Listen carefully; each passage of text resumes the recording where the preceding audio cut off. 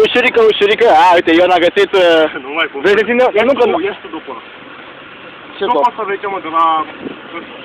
ăla, nu știu.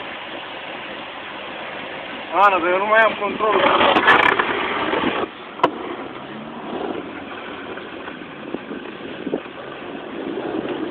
Nu mai uite în fața mea.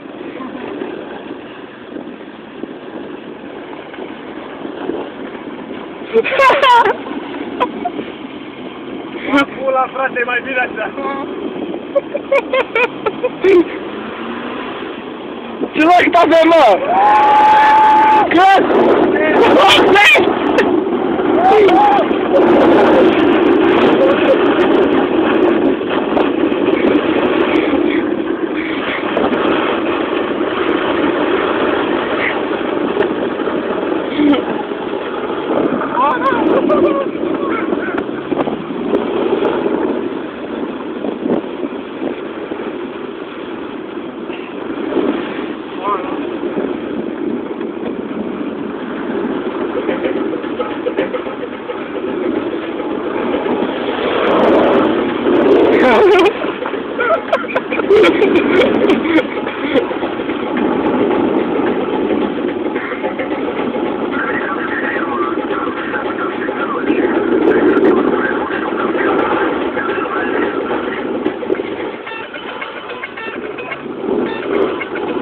Acum o să cam cădeți.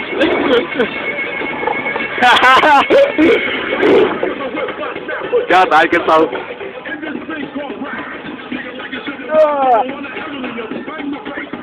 Așa chiar dai pe stanie, mă! Ana, doi drept să nu-l caci, frate, că-i păcat de ea.